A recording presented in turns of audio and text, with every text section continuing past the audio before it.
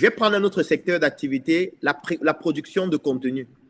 Moi, par exemple, j'ai une page sur Facebook qui s'appelle Dr Claudel Numbissier sur laquelle je dois produire des contenus.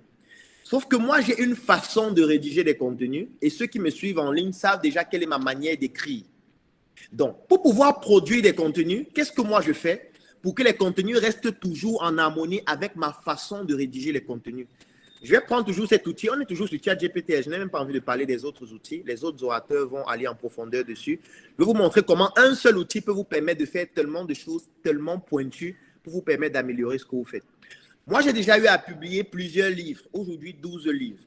Donc, qu'est-ce que moi je fais? Je prends cet outil et j'entraîne l'outil avec tous mes 12 livres. Vous savez que je prends mes 12 livres en fichier PDF ou en fichier Word et j'upload dans ces livres-là dans l'outil.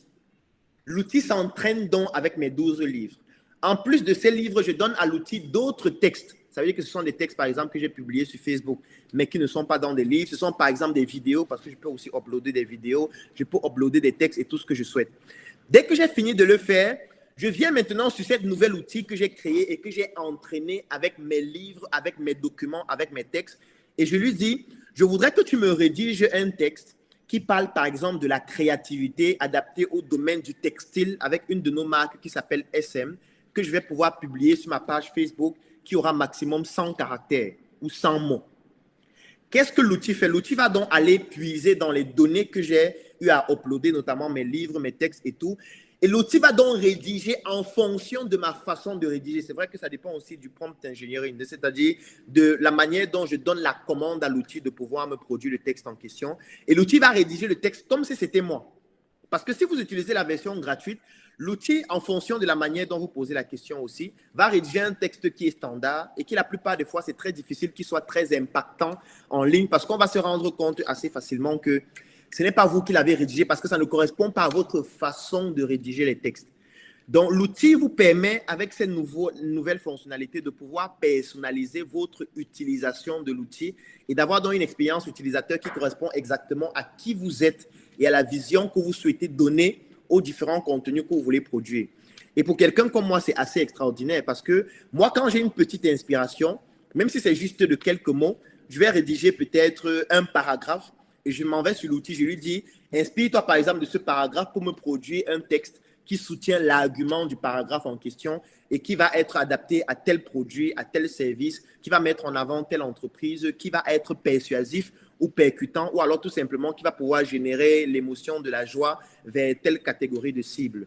Donc, c'est vraiment quelque chose d'extraordinaire, surtout que ça permet de produire aussi des images, parce que quand j'ai fini de produire un texte, je peux demander à l'outil de me produire une image qui correspond à ce texte, et là, il va utiliser un plugin qui s'appelle DAL. DAL, c'est un algorithme d'intelligence artificielle qui permet de produire aussi des images, un peu comme Midjourney, dont vous voyez parfois des images d'intelligence artificielle que nous utilisons souvent sur nos différentes plateformes. Même sur le visuel de la conférence à laquelle vous êtes en train de participer actuellement, les photos ont été produites par des intelligences artificielles. Donc, c'est un apport considérable. Pourquoi? Parce que nous, par exemple, on dépensait beaucoup d'argent pour réaliser des shootings photos.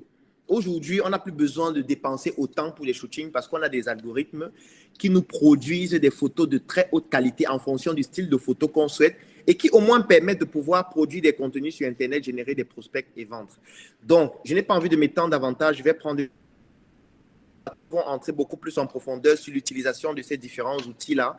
Mais moi, au quotidien, ça me facilite énormément la tâche, que ce soit pour rédiger des textes, que ce soit pour produire des contenus en termes d'inspiration, que ce soit pour pouvoir respecter les lois en vigueur en l'entraînant avec nos propres documents, que ce soit pour faciliter mes consultations médicales ou tout simplement pour améliorer mon activité, corriger par exemple les fautes, parce que je ne suis pas sûr que tout le monde est très fort en orthographe et en grammaire. Vous pouvez rédiger un texte et puis l'algorithme corrige les fautes de votre texte ou alors change les émotions de votre texte pour que les textes soient plus persuasifs. Donc, pour quelqu'un qui fait du marketing digital, c'est obligatoire d'utiliser les intelligences artificielles parce que c'est un apport majeur et considérable. Et durant toute cette formation, tous les formateurs vont vous donner plusieurs outils, vont vous partager comment est-ce qu'on les utilise et cela va vous permettre considérablement de vous améliorer.